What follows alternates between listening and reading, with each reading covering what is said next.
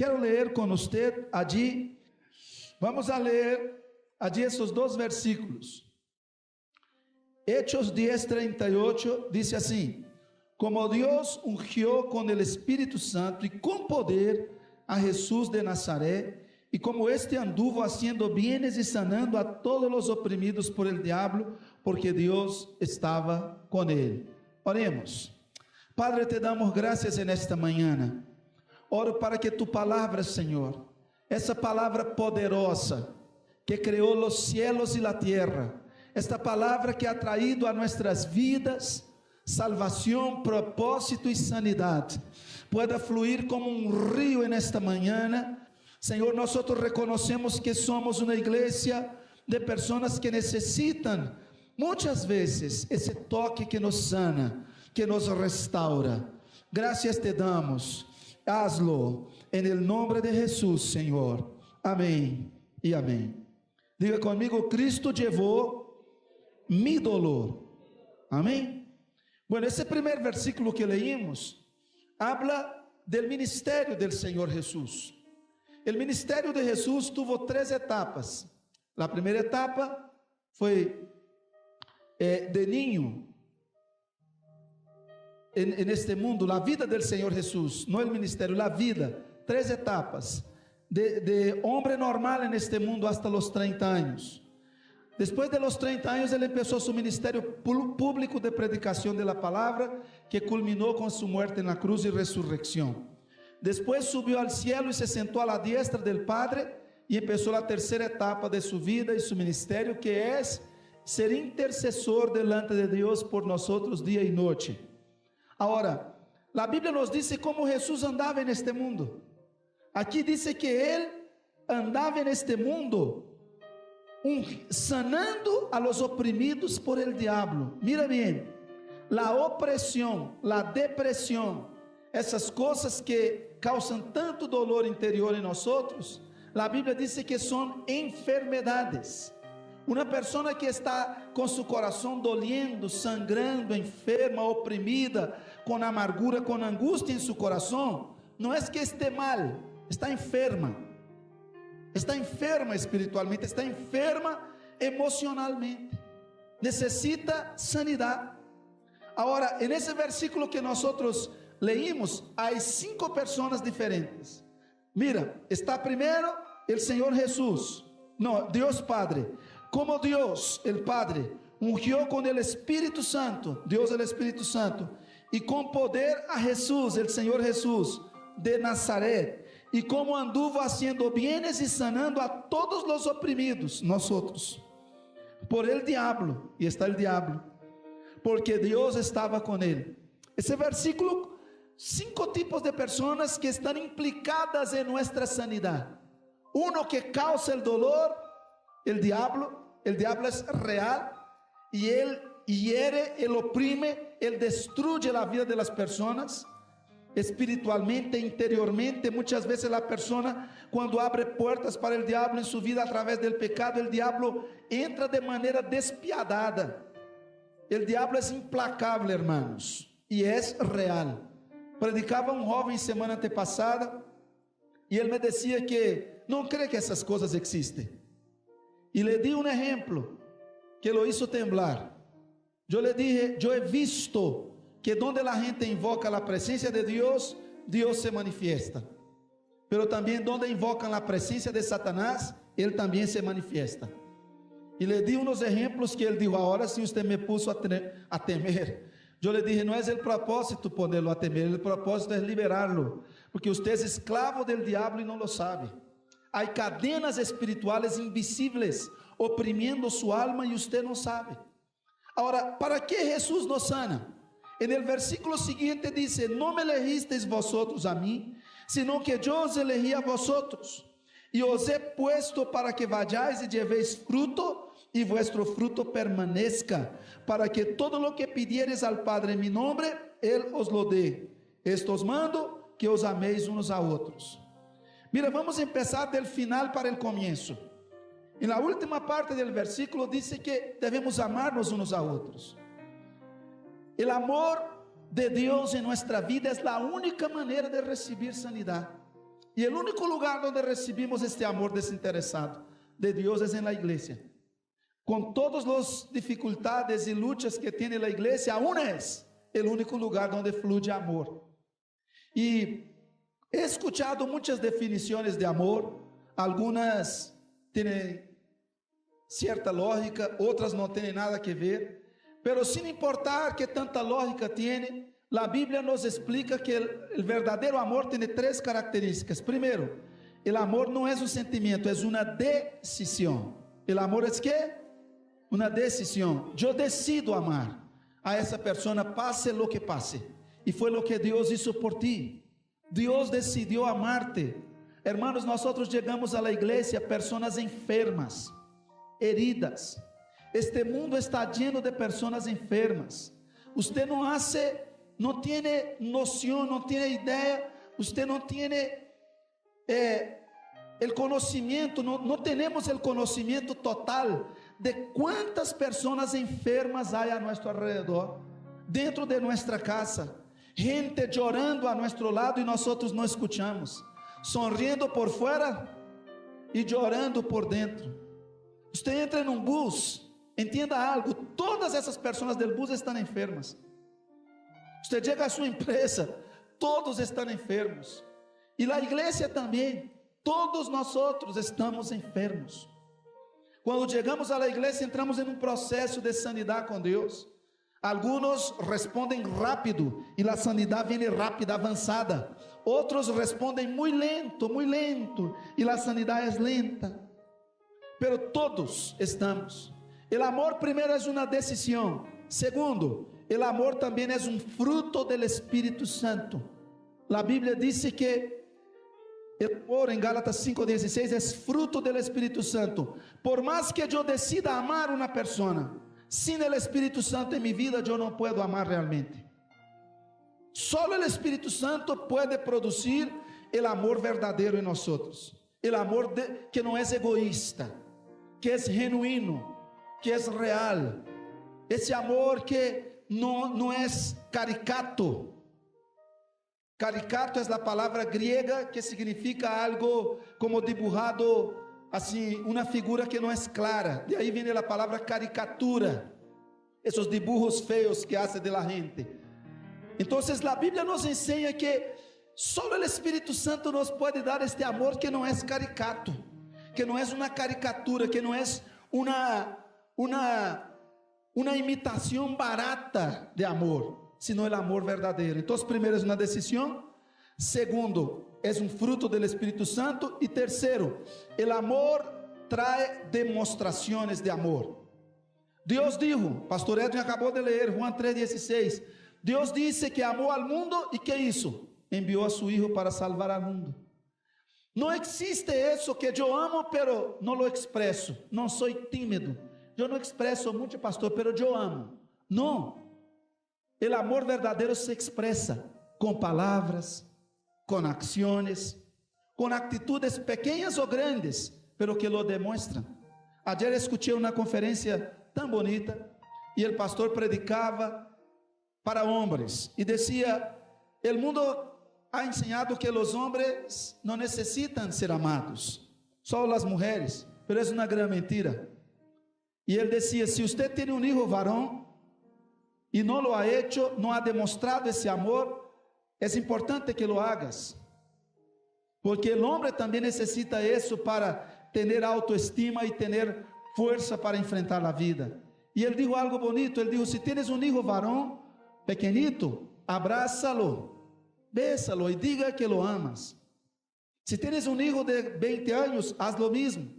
Y así tu hijo tenga 45, 50 años, el hijo varón. Si aún puedes hacerlo, hazlo, abrázalo, bésalo y diga que lo amas. Expresiones de amor. Ahora, volviendo al punto acá. Hermanos, toda persona que viene a nuestras iglesias viene buscando algo de Dios. De manera consciente o inconsciente, todos venimos buscando esa sanidad.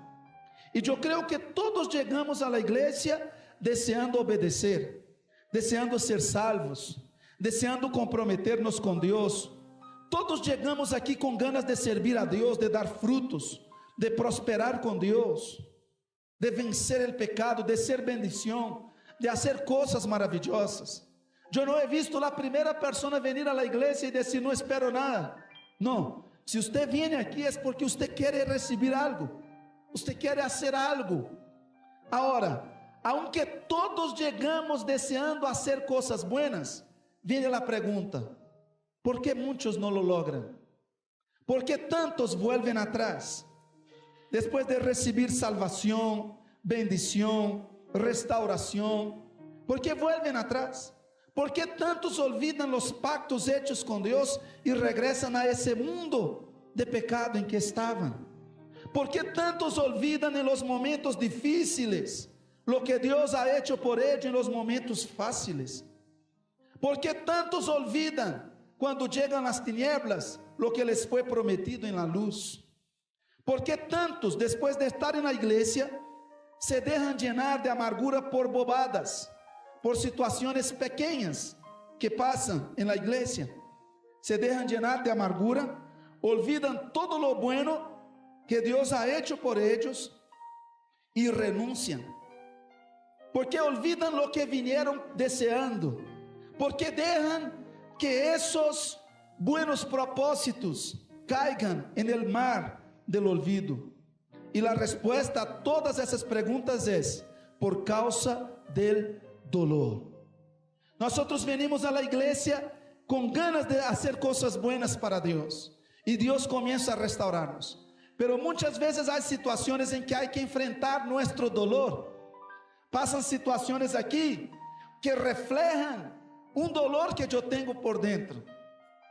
Y entonces, cuando pasa eso, muchas veces yo no tengo condiciones de lidiar con esa situación, y aquel dolor vuelve.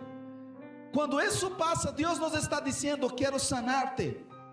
El Señor está abriendo la herida para sanarla, para sacar el cáncer. Pero ¿sabe qué sucede?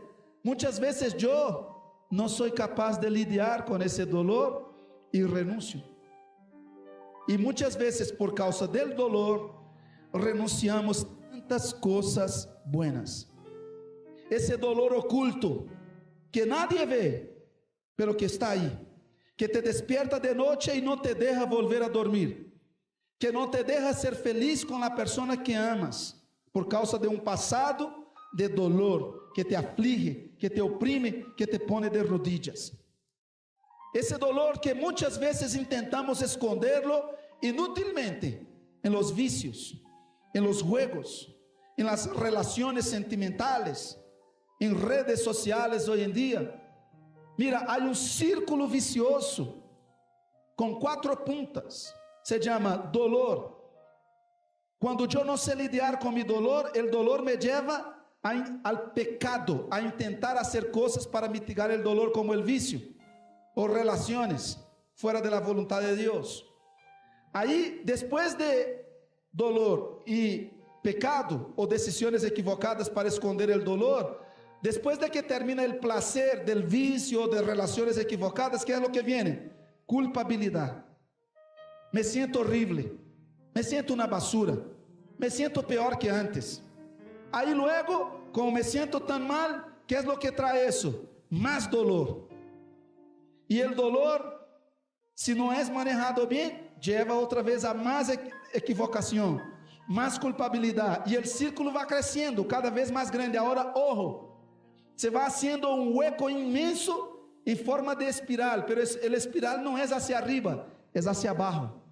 Cada vez me voy hundiendo más, cada vez me voy complicando más.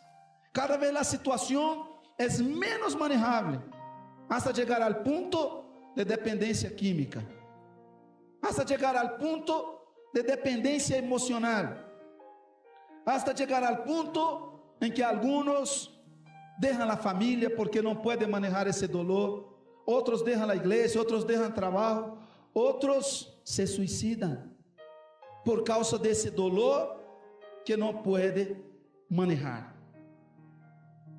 Ese dolor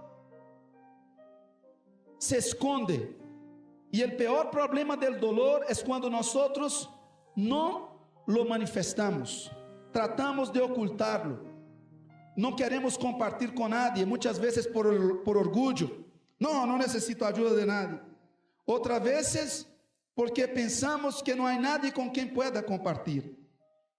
O dolor ha sido a excusa de alguns para deixar sua família, para entrar em vícios e fazer outras coisas. ¿Por que as pessoas se deixam levar por el dolor dessa maneira, pastor? Porque el diablo, que é real, como já vimos no versículo que leímos, ele é real. Não importa o que você haga, el diablo quer acabar com tu vida, porque ele sabe que Deus tem um propósito contigo. O propósito del diablo não é acabar com nós em si, é só um meio de lutar contra Deus. Ele crê que quando nos destruye e não podemos cumprir o propósito de Deus, então ele crê que ha ganado. ¿Por que o diabo atraca seu matrimônio? Não é porque ele quer acabar com seu matrimônio. Ele sabe que se ataca seu matrimônio, você se paralisa e sente um dolor tão grande que já não pode mais cumprir o propósito de Deus. Não sei se me explico. A intenção de ele é paralisar-te no propósito de Deus. Por isso nós necessitamos ser sanos del dolor, para poder cumprir o propósito de Deus, poder dar os frutos que Deus quer que demos. Mira, não importa a situação que você haya passado, seja divórcio, seja traição, seja a morte de um ser querido, seja enfermidade, seja depressão, lo que seja, lo que Deus tem para sua vida é mais grande que isto. Você não pode medir-se por isto. Essa é uma página triste de sua vida, que você tem que volteá-la. Não mire sua vida só nessa situação. É o que o diabo intenta fazer com nós. Mira sua vida como um todo, como um mapa gigante, e diga: minha vida e o propósito de Deus para minha vida é mais grande que meu fracasso, e Deus me vai ajudar. As pessoas creem que seu dolor é mais importante que todo lo bueno que Deus tem para elas, e não é certo. Pensam que seu dolor é mais grande que todo lo que han recebido na igreja, se olvidam. Quantas palavras de bendição hemos recebido na igreja. O diabo les convence que eles têm que cargar esse dolor, que não há nada que fazer. Les convence a viver resignados a esse insoportável dolor, ignorando lo que Cristo hizo por ellos, que Cristo já levou este dolor e já les dio los recursos que necessitam para vencer e ser livres del dolor que les está matando. Eu he entendido que o dolor é um espírito, é um demônio, porque a Bíblia separa o dolor de las enfermedades. Isaías 53:4, a Bíblia diz assim: Ele levou na cruz nossos dolores e nossas enfermedades. Separa o dolor de la enfermedade, ou seja, alguém pode ter dolor sem estar enfermo. São duas coisas diferentes. O dolor é um castigador. O dolor é uma tortura constante. E oiga, o dolor é mais forte que nós. Eu não posso lidiar com o dolor solo. É mais forte que eu. Se eu trato de lutar solo, ele me mata. E créame, eu he estado em situações de dolor muitas vezes. E por que estou aqui de pé? Porque também he aprendido que Cristo lo sufrió por nosotros. Cristo lo sufrió por mim. Todos os que creemos em Cristo, Cristo sufrió para que seamos sanados e vivamos livres del dolor para dar fruto. Diga: livre del dolor para dar fruto. Hoje vamos a orar. E mientras estemos orando, o mesmo Senhor Jesus vai passear em meio de ustedes, em meio de nós, repreendendo o dolor de sua vida, sanando os corações heridos que estão chorando solos, para que você pueda dar fruto. E você hoje será livre del dolor para dar frutos que permanecem na casa de Deus, para dar esses frutos que você anela dar, esses frutos que você foi chamado e criado para dar. O dolor tem algumas causas, algumas fuentes.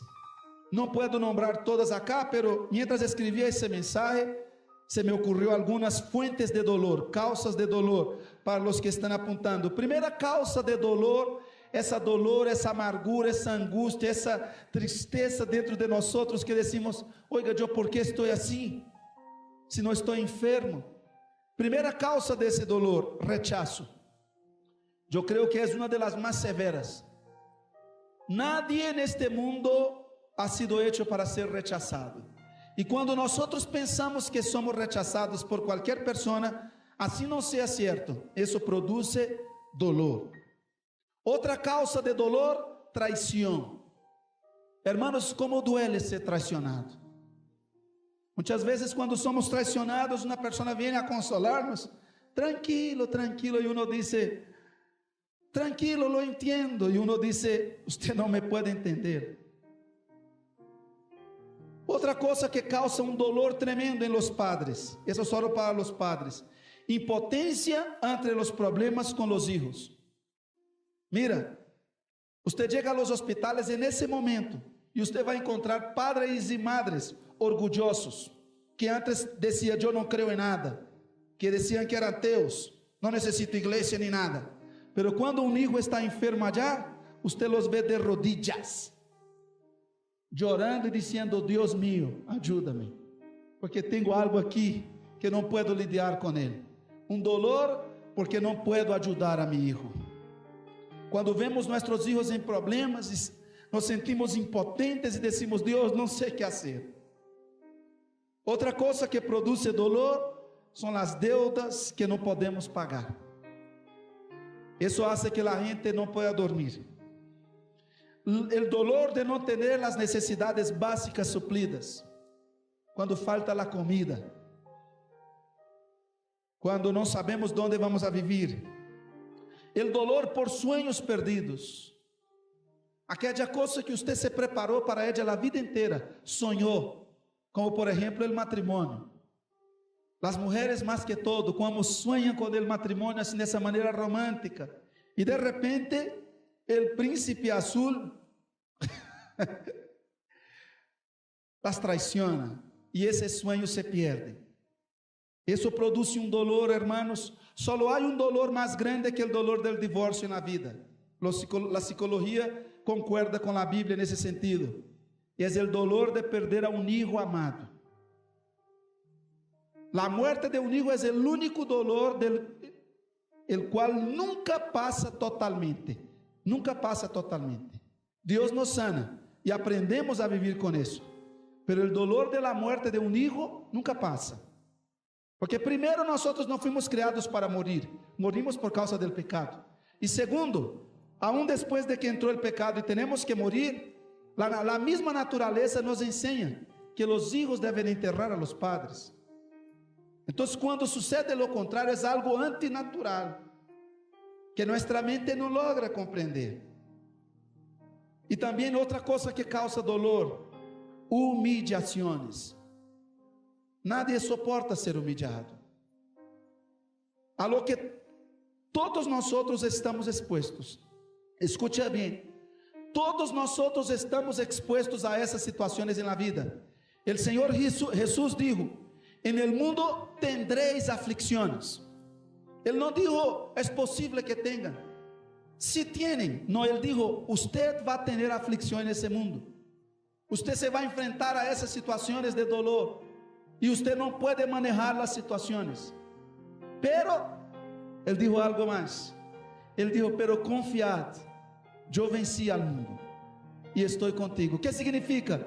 Eu venci esse dolor que usted vai enfrentar no dia a dia. E aunque usted não pode impedir que a gente te lastime, pero pode impedir que esse dolor entre dentro de usted. Eu não posso impedir que me humilhem, pero puedo impedir que essa humilhação me afecte. Como, pastor? Vamos aprender. O principal problema do dolor, e se agrava muitíssimo dentro de nós, é quando nós lo escondemos, como dizia ahorita. Pensamos que não há com quem falar, e muitas vezes escondemos por muitos motivos. Alguns escondem su dolor, não falam com nadie porque creem que si hablan puede complicar más. ¿Han visto eso? Las mamás son tremendas en eso. No vamos a decir nada porque senão se arma aqui uma pelea tremenda en la casa y eso va a empeorar. Es falso eso. La verdad nunca empeora nada. Si la verdad empeora algo, si sacar del dolor que nuestra familia nos está causando, reunir nuestros familiares y decir de buena manera, no reventar, eso sí hace daño, pero reunir los hijos y decir a la familia, mira, lo que ustedes están haciendo me está haciendo daño, yo tengo que decírselos, y llorar. Si eso va a traer un problemón a la casa, es porque ya había un problemón, simplemente lo está manifestando. Si la verdad trae problemas, es porque ya había problemas. La verdad solo lo revela, y es mejor revelarlo para tratarlo, y que no nos carcoma como un cáncer escondido. Algunos creen que no pueden hablar de su dolor porque puede perder el amigo, otros por miedo a ser incomprendidos, y otros por miedo a pecar con su boca. Todo eso son miedos infundados. La verdad es que cuando se calla el dolor, no estamos haciendo un bien, estamos haciendo un mal. Primero a nosotros mismos, y con el tiempo a los que nos rodean, porque va a reventar en algún momento, de alguna manera. No sé si ustedes ya vieron situaciones en que el hombre abandona la casa, o el hijo abandona a los padres, o una persona hace algo tremendo y todo el mundo dice, ¡qué sorpresa! Oh, él no era así, mira cómo es la vida. ¿Ya vieron eso? No, lo que pasa es que esa persona ya venía gimiendo y dando señales de que tenía un dolor intenso dentro de ella há años, aguantándola, soportándola a las malas, y nadie a su alrededor se dio cuenta. Nadie dijo, camine, quiero ayudarlo, vamos a hablar sobre eso, déjame orar por usted, mira, llore, abre su corazón. Entonces vamos a ver los pasos para la sanidad del dolor. ¿Cuántos quieren saber? ¿Cuántos quieren sanidad para el dolor? Mira, hermanos, todos aquí, incluyéndome, necesitamos sanidad constantemente. Nosotros somos una iglesia de personas que Dios ama mucho, pero personas enfermas. Todos somos enfermos. Todos hemos sentido dolor en nuestra vida alguna vez. A veces creemos que la gente que tiene plata, que tiene estudio, que vive en estrato 5 o 6, que no tiene problemas. Se equivoca usted. A veces tiene más que usted. A veces es más herido que usted. Y como él vive en un lugar donde él no puede expresar, porque si no vive de orgullo, de apariencia, se acumula mucho más. A veces se acumula más que el pobre. Si el pobre tiene dolor por dentro, usted no se imagina el rico que esconde todo, porque el pobre, él habla, él no tiene, como decimos acá en Bogotá, ¿cómo es? No tiene pelos, no tiene pelos. ¡Ay, usted por qué me hace eso! ¡Ah, pero usted la buscó! ¡Ah, pero! ¿No es así? Las peleas de pobres. Parecen dos gallos de pelea, gritando, pero en ese momento que están gritando, están sacando el dolor, pero de una manera equivocada, que produce otro tipo de dolor, es malo también. Pero voy a hablar sobre cómo ser sanado. Primero, usted tiene que hablar de su dolor. ¿Con quién, pastor? Primero con Dios. Mientras oramos aquí hoy, yo voy a dar el espacio para que usted hable con Dios de cualquier dolor que usted esté sintiendo. Pero usted no tiene que estar aquí en el local de la iglesia. Usted puede entrar en su cuarto, doblar rodilla y decir, Dios, me siento mal, me siento una basura, Señor. Muchas veces nosotros, hermanos, no fluimos más en Dios en la oración, porque nosotros intentamos esconder lo que está pasando con nosotros de Dios. Como ese video que Mariana nos mostraba alguna vez, de un niño que llega a pedir un helado para su papá y dice así, o papai está na sala lendo o periódico e o niño chega e diz assim, oh amor, amantíssimo Padre Celestial, eu vengo humildemente a pedir por tu graça, sei que não mereço, pero... E começa a dizer todas essas coisas que decimos na igreja e o papá diz, oiga, o que te sucede? ¿qué quieres? Y él dice, vengo a pedir humildemente, aunque no lo merezca, pero confío en tu infinita gracia, que tú me compres un helado. Aí el papá lo mira y dice, ¿y por qué solo no me pides, papi, dame un helado? Entonces el niño dice, porque yo veo que cuando tú vas a pedir algo a Dios en la iglesia, tú haces igual. A veces aparentamos una espiritualidad que no es real. A veces estamos gimiendo. Y lo que Dios quiere escuchar muchas veces de ti es decir, Señor, me siento mal. ¿Sabe? Porque me hicieron eso. O yo mismo también me hice eso. La embarré, Señor, tomé malas decisiones y estoy mal. Señor, ayúdame. En primer lugar, habla con Dios. Segundo, habla con personas correctas. Hermanos, las personas pagan grandes sumas de dinero para ir a hablar con un psicólogo, solo para que el psicólogo lo oiga, siendo que muchas veces aquí en la iglesia hay pastores, líderes, personas dispuestas a oírlo y a orar por usted. No estoy despreciando el trabajo de los psicólogos para nada. La psicología es hermosa, es una ciencia creada por Dios, ayuda en muchas cosas. Pero el corazón herido del ser humano, del creyente, solo Jesucristo puede sanar. Entienda esto. Amén. Hable con personas correctas, porque la Biblia dice en Santiago 5:14, confesaos vuestros pecados unos a otros e orad unos por outros para ser sanados. Deja a un lado ese orgullo, ese temor de que, si hablo con el pastor me va a comprometer, el pastor me va, mejor dicho, si hablo eso con mi líder, mejor dicho, va a pensar que yo soy un terrible pecador. No vamos a pensar, ya lo pensamos. Usted es un terrible pecador. Si hablo eso con mi esposo, con mi esposa, él va a creer que yo pienso cosas malas, y sí las piensa. Ahora estamos seguros, primero lo creíamos, ahora estamos seguros. Pero créame algo, es mejor hablar. Es mejor hablar. Yo a veces en la consejería, yo estimulo a las personas que tienen dificultad a hablar de sus problemas. Yo mismo hablando de mis problemas. Sutilmente yo voy haciendo esa terapia con ella sin que se den cuenta. Yo digo, mira hermano, yo hoy amanecí con un problema o no, y estoy sufriendo por eso. Y la persona, sí pastor, ¿qué es? Y yo le voy contando, como que le voy dando ánimo a que ella diga, el pastor es ser humano, venga, pedís que haber sido él, pero no muy duro. Entonces, hablar con Dios, hablar con las personas correctas. Segundo, arrepentimiento. Diga conmigo, arrepentimiento.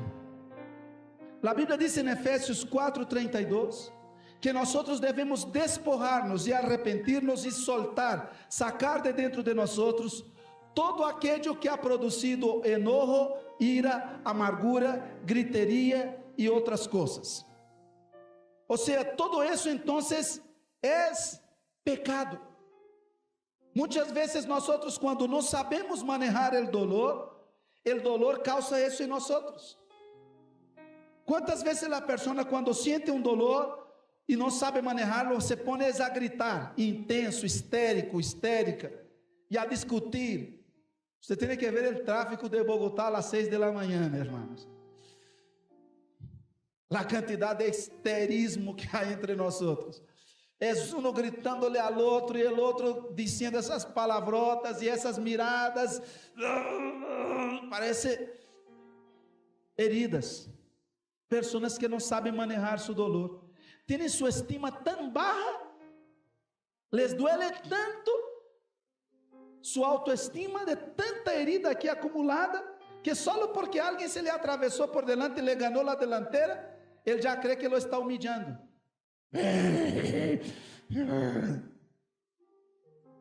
Dolor. Tenemos que lidiar con el dolor. Entonces lo primero que tenemos que hacer es hablar. Segundo, arrepentir. Porque si el dolor ha causado en usted gritería, amargura, ira o enojo, usted ha pecado por causa del dolor y tiene que arrepentir. Tercer paso, perdonar.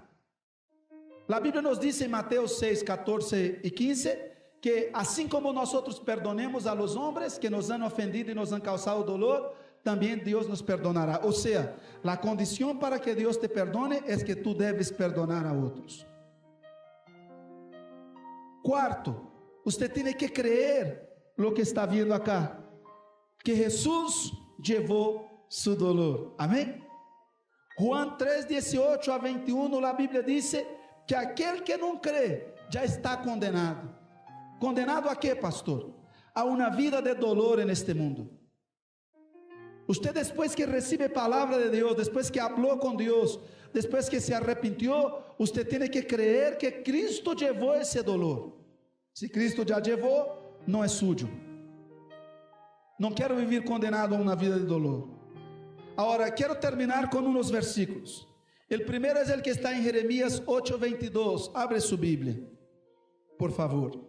Jeremías 8:22. Ese versículo me encanta. Me encanta. Ese versículo es lindo.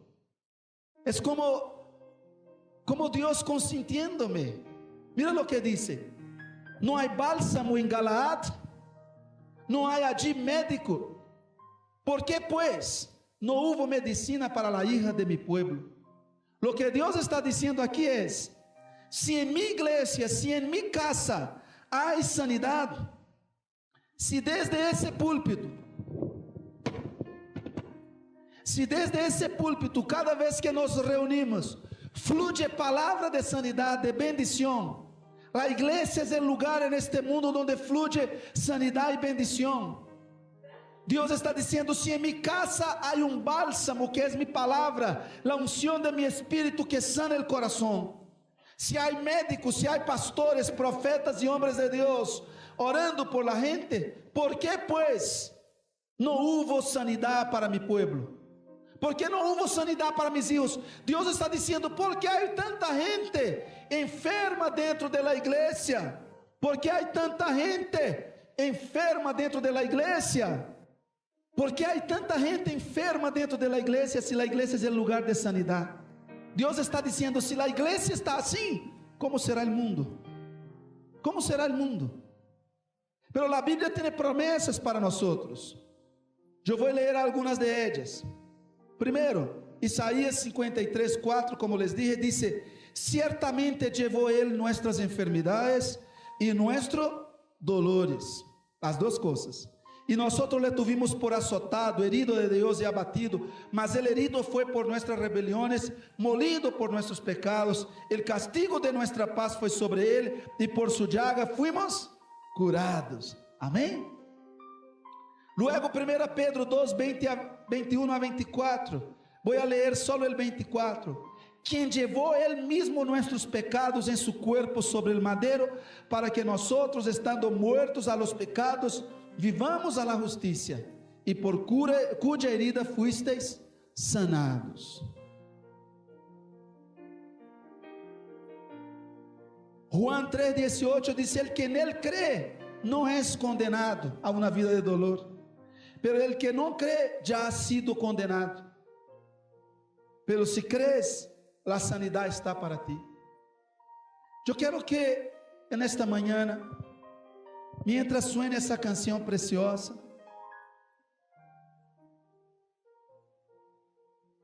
nosotros vamos a orar.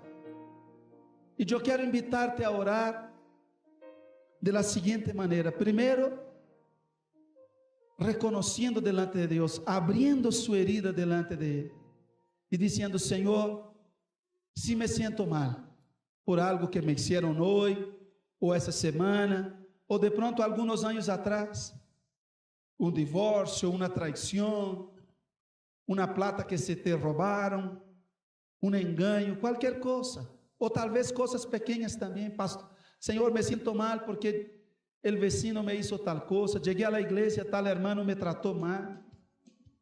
Yo quiero que usted sea sincero con Dios. Si hay dolor en su corazón, sea de ahora recién, o sea de muchos años atrás, quiero que usted lo abra delante de Dios. Segundo, quiero que usted se arrepienta de sus pecados que también le ha causado dolor. Tercero, que usted perdone e deje que Deus saque esse dolor de dentro de seu coração. Aí onde você está, assim como estamos, quero que você cierre seus olhos e ore neste momento.